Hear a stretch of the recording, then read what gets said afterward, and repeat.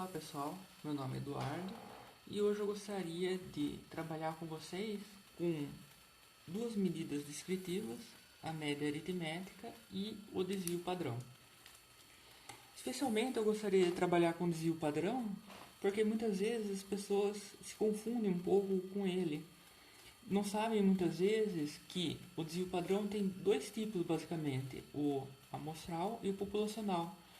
E muitas vezes olham para essa fórmula do cálculo do desvio padrão e não entendem o porquê desse n-1, o porquê que eu elevo ao quadrado, depois extrai a raiz.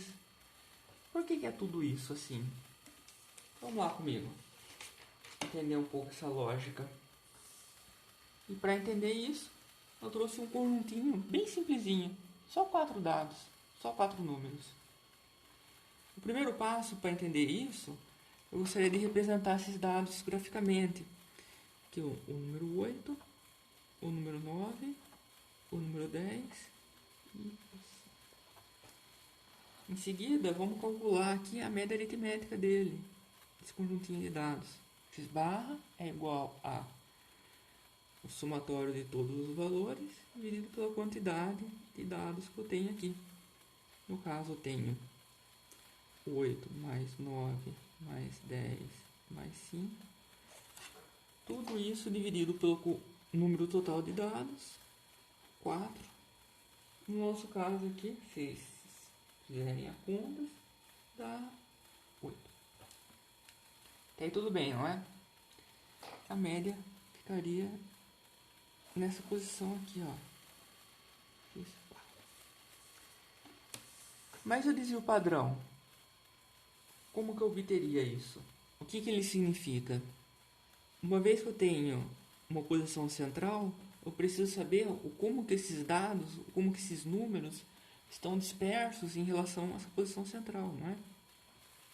Então, eu tenho que determinar a distância em que cada ponto experimental está da média. E esse é o primeiro passo. Essa distância eu obtenho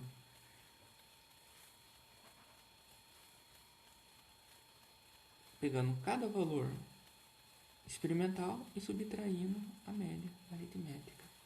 8 menos 8 dá 0, 9 menos 8 dá 1, 10 menos 8 dá 2, 5 menos 8, menos 3. O problema é que alguns desses desvios são negativos e outros são positivos. E para fazer a análise do desvio padrão, quando você soma esses desvios, essas distâncias, você vai obter 0 para qualquer conjunto de dados.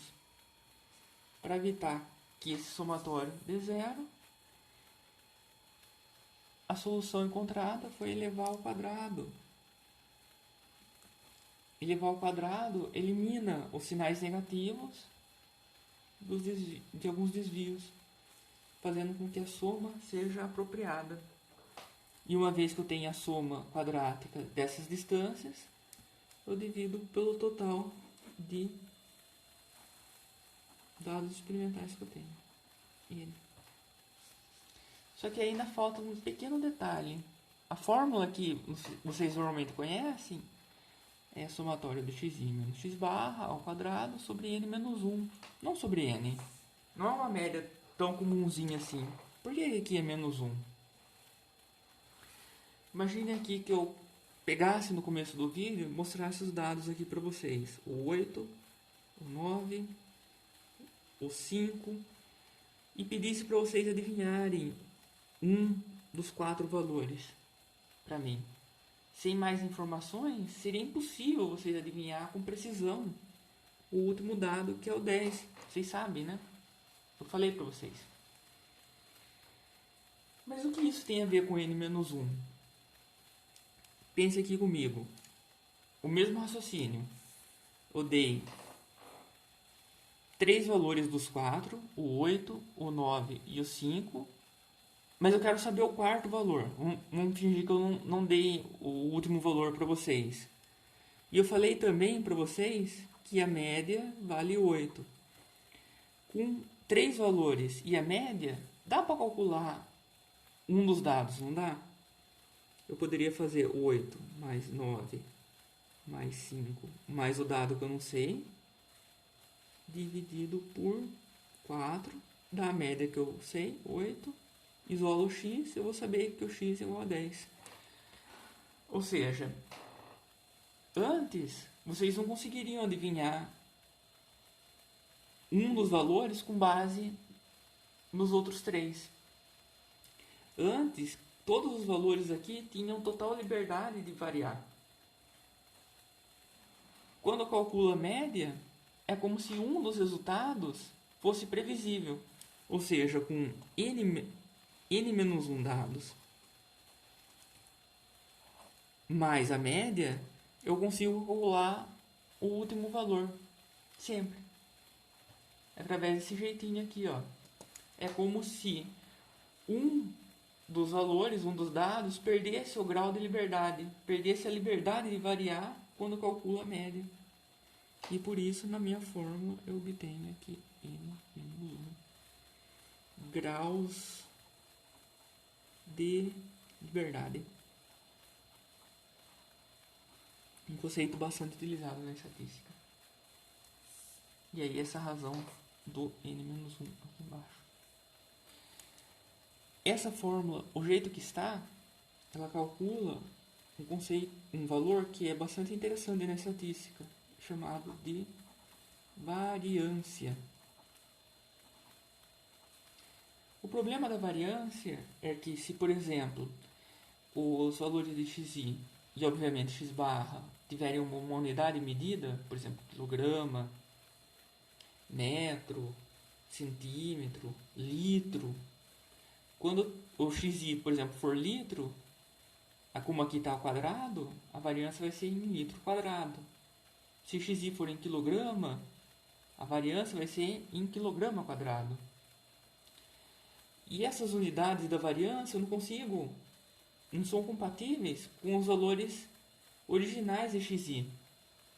Então, para isso, o que eu faço? Eu determino o desvio padrão com uma raiz quadrada da variância, de forma com que o desvio padrão tenha a mesma unidade de medida dos valores originais. Uma outra coisa, lembra que eu falei para vocês que o desvio padrão tinha dois tipos, o amostral e o populacional?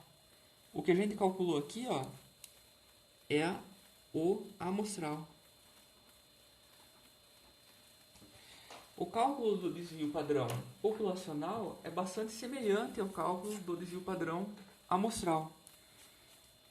Em geral, o desvio amostral é determinado por S e o populacional por sigma, sendo que o populacional seria calculado por somatório de xi menos x barra quadrado,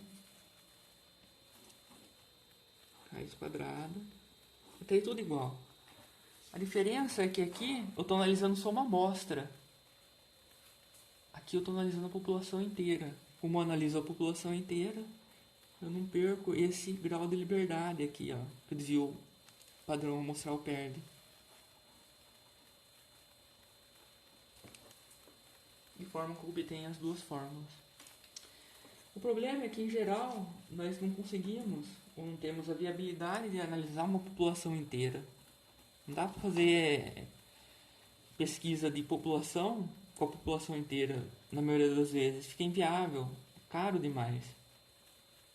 Então, em geral, tanto na indústria como na pesquisa, a gente sempre trabalha com o amostral mesmo. Sempre com n-1. Só que aí, às vezes, as pessoas têm que tomar um certo cuidado na hora de calcular usando softwares. Por exemplo, o Excel. No Excel, a gente tem duas fórmulas de calcular o desvio padrão. O DESV PAD.A e o DESV PAD.P. Dentro do parênteses, vai os dados a serem analisados. O A significa amostral, Ou seja, o software calcula o desvio padrão amostral e o P é o populacional. Em geral, a gente utilizaria essa fórmula para fazer os nossos cálculos no Excel. Na calculadora, por exemplo, também pode ser feito o desvio padrão. Aqui eu tenho a gráfica, mas vocês podem também trabalhar com uma calculadora científica. Se mais tarde eu conseguir pegar uma calculadora científica aqui para fazer o vídeo, eu trago aqui para vocês o método de obter o desvio padrão com a científica também. Vocês vão ver que é bem simples e evita erros com o cálculo da fórmula, que é relativamente chatinho e repetitivo. Primeiro vocês vêm aqui, ó, na setinha alaranjada, estatística. Vamos ver das diversas opções. Eu tenho uma única variável, single var. Ok. A entrada dos dados aqui, edit. E aqui eu já tenho os dados 8, 9, 10 ou 5. Mas se você tivesse outros dados e quisesse apagar esses para inserir o que você quer, você apertaria aqui no Next. E tanto no menos coluna, menos linha, você apaga as linhas. E aqui no menos coluna, você apaga as colunas para inserir os dados novos. E para inserir é simplesmente digitar aqui o 8, por exemplo, Enter. Ele passa para a próxima linha, 9, 10 e o 5. Uma vez que você digitou o último número, você aperta mais uma vez o Enter. Ele passa para a tela anterior. O tipo, você aperta aqui OK. Opa, Stat, Single var. O tipo, você vai em Choose, não OK.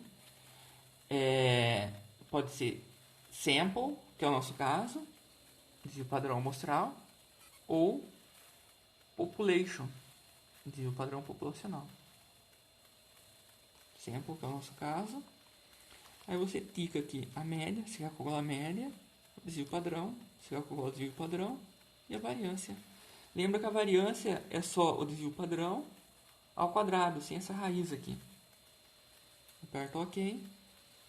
E aqui eu tenho a média de 8, que a gente já calculou, o desvio padrão e a variância. Você vê que assim você evita erros na hora de digitar na calculadora, erros de contas no modo geral. Isso numa prova pode ser bastante interessante. Nos próximos vídeos eu gostaria de trabalhar com vocês um pouco da distribuição normal, um pouco sobre o que ela importa e alguns exemplos e entrar com um intervalo de confiança bastante importante para nós.